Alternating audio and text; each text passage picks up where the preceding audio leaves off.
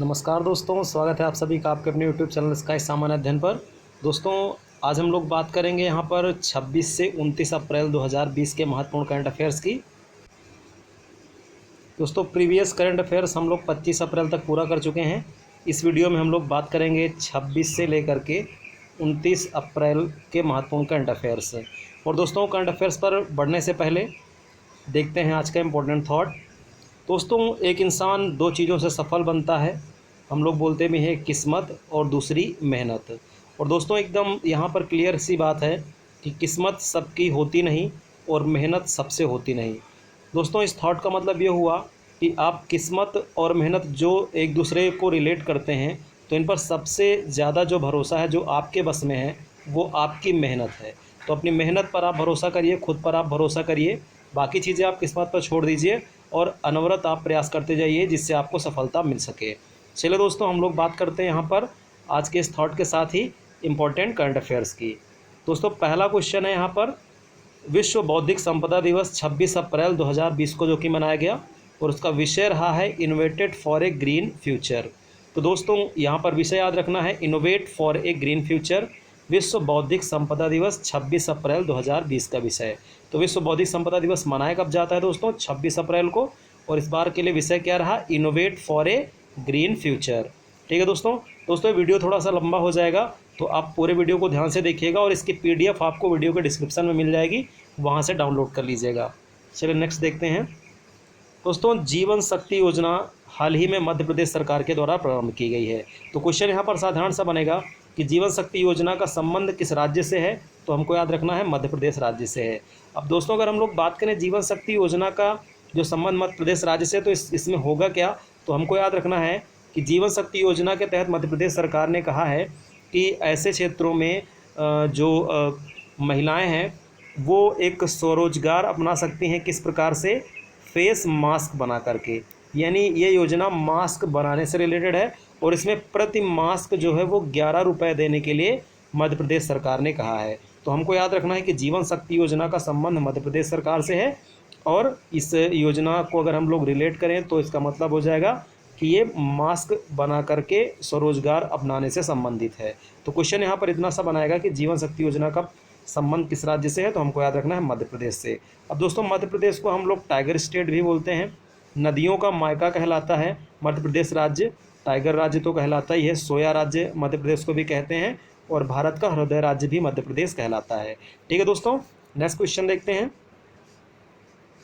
दोस्तों, पाकिस्तानी क्रिकेटर महिला क्रिकेटर सना मीर ने अंतर्राष्ट्रीय क्रिकेट से संन्यास ले लिया है।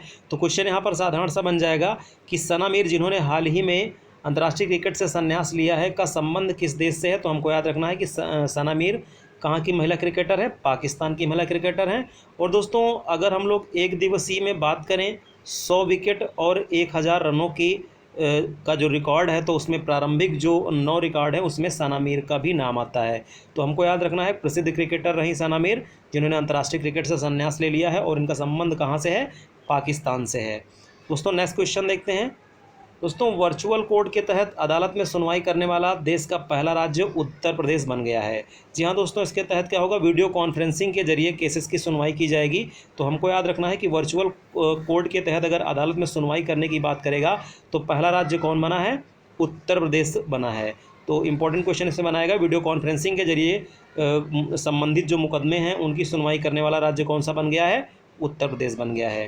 ठीक है दोस्तों, और उत्तर प्रदेश की अगर हम लोग बात करें दोस्तों, तो उत्तर प्रदेश आप जानते हैं कि सभ्यता का पालना उत्तर प्रदेश को कहा जाता है, सभ्यता का पालना।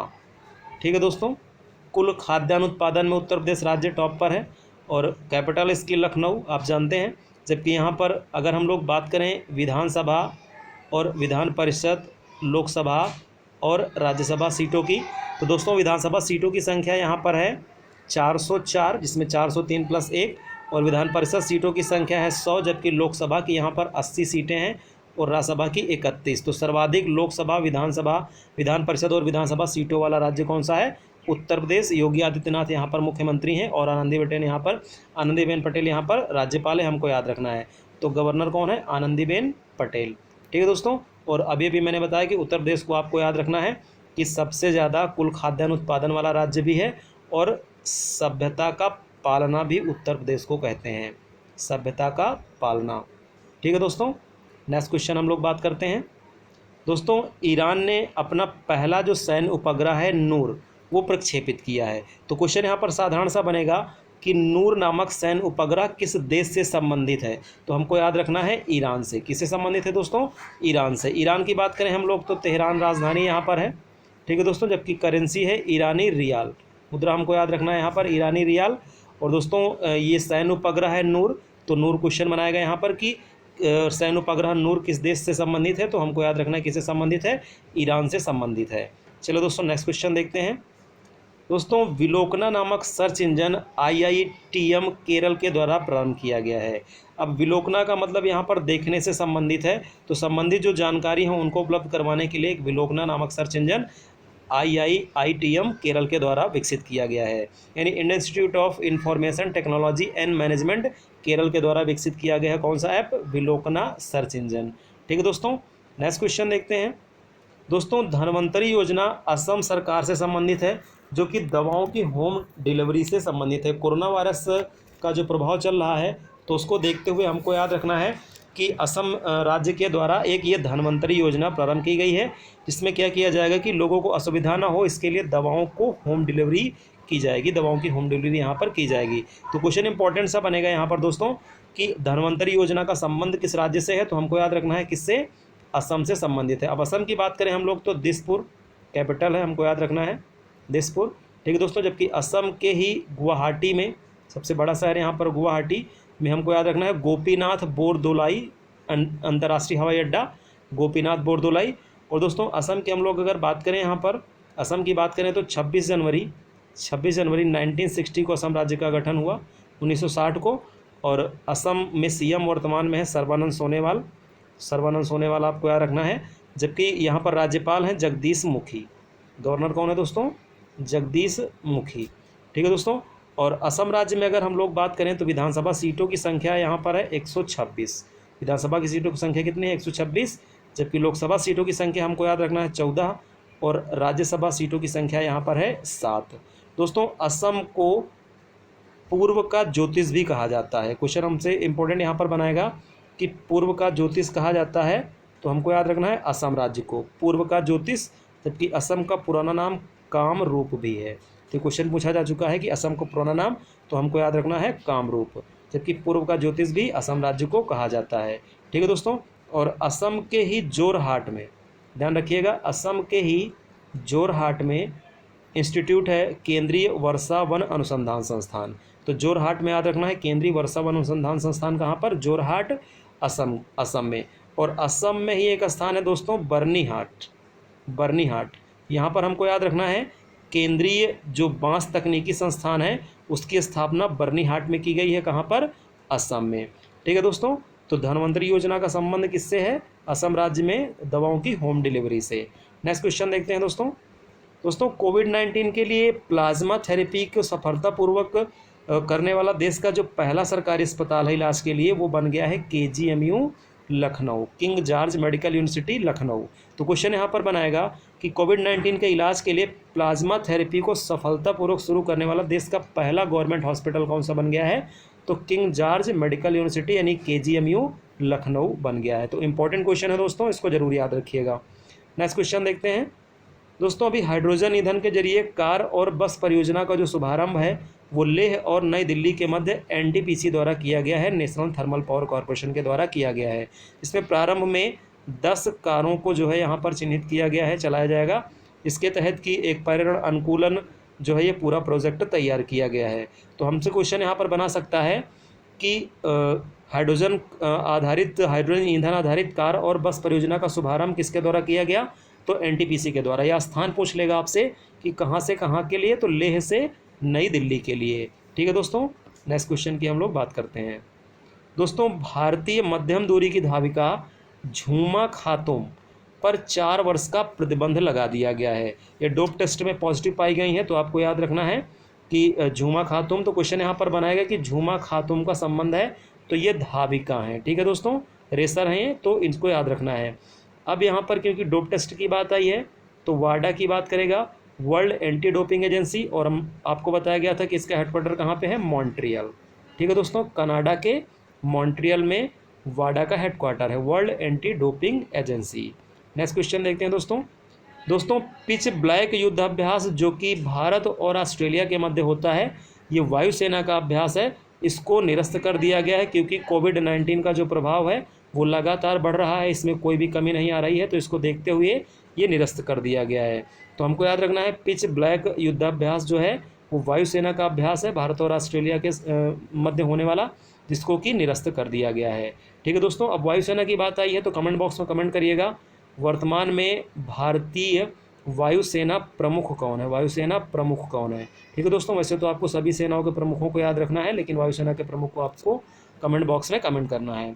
नेक्स्ट क्वेश्चन देखते हैं दोस्तों, जगन्या विद्या दिवेना योजना आंध्र प्रदेश राज्य से संबंधित है।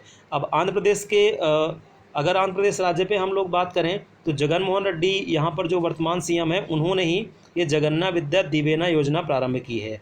तो क्वेश्चन एक तो साधारण सा यहाँ पर बन जाएगा कि जगन्या विद्या दिवेना योजना का संबंध किस राज्य से है, तो हमको याद रखना है आंध्र प्रदेश राज्य की है। अब ये जगन्या विद्या दिवेना योजना के तहत किया क्या जाएगा, तो हमको याद रखना है शैक्षिक सत्र 2020-21 के तहत जो भी शिक्षा शुल्क लगता है, यानी जो भी छात्रों फीस सबमिट करते हैं, तो उसके लिए इस योजना के तहत जो अनुदान या जो राशि सरकार के द्वारा विश्वविद्यालयों को दी जाती है वो अब सीधे छात्रों और या उनके अभिभावकों को सीधे ट्रांसफ़र की जाएगी। तो हमको याद रखना है कि जगन्या विद्या दिवेना योजना का संबंध कहाँ से है, आंध्र प्रदेश राज्य से है। ठीक है दोस्तों, नेक्स्ट क्वेश्चन देखते हैं दोस्तों, पीटर्सबर्ग जलवायु संवाद का जो 11वां सत्र है उसकी मेज़बानी जर्मनी के द्वारा की जा रही है। तो क्वेश्चन यहाँ पर इंपॉर्टेंट ये बनाएगा कि पीटर्सबर्ग जलवायु संवाद का 11वां सत्र की मेज़बानी कौन सा देश कर रहा है, जर्मनी कर रहा है। और दोस्तों जर्मनी यहाँ पर मेज़बानी कर रहा है, जबकि इसके सह अध्यक्ष कौन सा देश है, ब्रिटेन है। दोस्तों ये जलवायु जो सम्मेलन है, ये 11वां जो सत्र चल रहा है, तो ये अभी वर्चुअल यानी कि वीडियो कॉन्फ्रेंसिंग के जरिए आयोजित करवाया गया, जिसमें आपको याद रखना है कि भारत ने भी प्रतिभाग लिया है। अब आपको कमेंट बॉक्स में कमेंट करके बताना है कि केंद्रीय पर्यावरण और जलवायु परिवर्तन मंत्री कौन है, पर्यावरण और जलवायु परिवर्तन मंत्री कौन है, ये आपको याद रखना है, यहाँ पर कमेंट बॉक्स में कमेंट करके इसको बताना है। ठीक है दोस्तों, तो इस संवाद का 11वां सत्र की मेज़बानी कौन सा देश कर रहा है, जर्मनी कर रहा है, जबकि इसके सह अध्यक्ष कौन है, ब्रिटेन है। सह अध्यक्ष कौन सा देश है दोस्तों, ब्रिटेन है, जलवायु परिवर्तन से संबंधित है। और कमेंट बॉक्स में कमेंट करके बताइएगा केंद्रीय जलवायु परिवर्तन मंत्री वर्तमान में भारत में कौन है। नेक्स्ट क्वेश्चन देखते हैं दोस्तों, विश्व मुक्केबाजी चैंपियनशिप 2021 जो कि भारत में होनी थी, अब भारत के स्थान पर आयोजित करवाई जाएगी ये सर्बिया में। अब दोस्तों सर्बिया की बात करें तो बेलग्रेड आपको पता है कि राजधानी, जबकि करेंसी इसकी है सर्बियाई दीनार। ठीक है दोस्तों, सर्बियाई दीनार। तो हमको याद रखना है विश्व मुक्केबाजी चैंपियनशिप 2021 कहाँ पर आयोजित होगी, अब सर्बिया में आयोजित की जाएगी, जो कि पहले भारत में आयोजित होनी थी। नेक्स्ट क्वेश्चन देखते हैं दोस्तों, अंतर्राष्ट्रीय नृत्य दिवस 29 अप्रैल को मनाया गया। अब इंपॉर्टेंट क्वेश्चन यहाँ पर बनाएगा कि अंतर्राष्ट्रीय रंगमंच संस्थान जिससे कि संबंधित है, तो अंतर्राष्ट्रीय रंगमंच संस्थान की स्थापना 1948 में हुई और हेडक्वार्टर इसका पेरिस, याद रखना है, फ्रांस। ठीक है दोस्तों, हेडक्वार्टर कहाँ पर है, पेरिस। अब पेरिस की बात करेगा तो हमको याद रखना है सीन रिवर, किस नदी के तट पर है, सीन नदी के तट पर है। ठीक है दोस्तों, नेक्स्ट क्वेश्चन देखते हैं दोस्तों, डेविड ली को हुआवे टेलीकॉम इंडिया का सीईओ नियुक्त किया गया है। तो क्वेश्चन हमको याद रखना है कि हुआवे टेलीकॉम इंडिया के सीईओ कौन बनाए गए हैं, तो डेविड ली बनाए गए हैं। नेक्स्ट क्वेश्चन देखते हैं दोस्तों, 2021 का UEFA यानी union of European football association जो महिला चैंपियनशिप है वो स्थगित कर दी गई है, लेकिन इम्पॉर्टेंट हमको याद रखना है कि ये होनी कहाँ थी, इंग्लैंड में होनी है। तो इंग्लैंड में होनी थी 2021 में, और इसको स्थगित कर दिया गया है UEFA यानी union of European football association. अब दोस्तों UEFA की बात करेगा तो हेडक्वार्टर इसका है नियान में, हेडक्वार्टर इसका कहाँ पर याद रखना है, नियान, स्विट्ज़रलैंड में। ठीक है दोस्तों, तो आई होप यहाँ पर ये बात समझ में आई होगी। चलते हैं दोस्तों हम लोग अब इस करंट अफेयर्स के साथ ही प्रीवियस डेज यानी 25 अप्रैल के जो important question of the day थे, जिनमें कि पहला क्वेश्चन आपसे पूछा गया था कि मध्य प्रदेश का पहला मेगा फूड पार्क, तो उसका आंसर लिख लीजिएगा आप, देवास। कहाँ पर स्थापित किया गया था, देवास में। मध्य प्रदेश का पहला मेगा फूड पार्क कहाँ पर स्थापित किया गया था दोस्तों, देवास में। दूसरा क्वेश्चन बताया गया था आपसे, पूछा गया था कि 54वां जो पुलिस महानिदेशक सम्मेलन है वो कहाँ पर हुआ, तो दोस्तों पुणे में हुआ है। कहाँ पर हुआ है? पुणे में हुआ है। और अंतिम क्वेश्चन आपसे पूछा गया था 25 अप्रैल को कि 26वें विश्व खेल यात्रा अवार्ड कहाँ घोषित किए गए। तो दोस्तों यात्रा अवार्ड की बात की गई है तो वो घोषित किए गए थे कहाँ पर? मस्कट यानी ओमान में। ठीक है दोस्तों, तो प्रीवियस डेज के प्रीवियस करंट अफेयर्स के ये तीनों राइट आंसर हैं, इनको आप नोट कर लीजिएगा। और दोस्तों अभी हम लोग करंट अफेयर्स के साथ साथ दिसंबर मंथ के जो इंपॉर्टेंट करंट अफेयर्स हैं उनको क्वेश्चन के माध्यम से रिवीजन करते हुए चल रहे हैं। तो आप सारे क्वेश्चन जो है वो सुनते रहिएगा जिससे आपका प्रीवियस रिवीजन भी होता रहे। और इसी क्रम में हम लोग देखते हैं आज के क्वेश्चन ऑफ द डे। दोस्तों आज का पहला क्वेश्चन है, नाटो शिखर सम्मेलन 2019 की मेजबानी किस देश के द्वारा की गई है? नाटो शिखर सम्मेलन 2019 कहाँ पर आयोजित हुआ? वेन्यू आपको बताना है। दूसरा क्वेश्चन बताना है दोस्तों आपको, पाइका स्मारक किस राज्य में है? पाइका स्मारक किस राज्य में है? दूसरा क्वेश्चन है ये। और जबकि तीसरा क्वेश्चन है, भारत और ऑस्ट्रेलिया जो 2+2 वार्ता है वो कहाँ पर हुई है? तो क्वेश्चन आप बहुत ध्यान से सुन लीजिएगा। पहला है नाटो शिखर सम्मेलन 2019 कहाँ पर हुआ है? दूसरा पाइका स्मारक किस राज्य में है? तीसरा भारत और ऑस्ट्रेलिया 2+2 वार्ता कहाँ हुई है? तो दोस्तों ये तीनों क्वेश्चन हैं जिनके के आंसर हम लोग नेक्स्ट वीडियो में देखेंगे। और जिन भी स्टूडेंट्स को इनके राइट आंसर पता है वो वीडियो को कमेंट बॉक्स में कमेंट करेंगे। चलिए दोस्तों मिलते हैं हम लोग नेक्स्ट वीडियो में, तब तक के लिए धन्यवाद।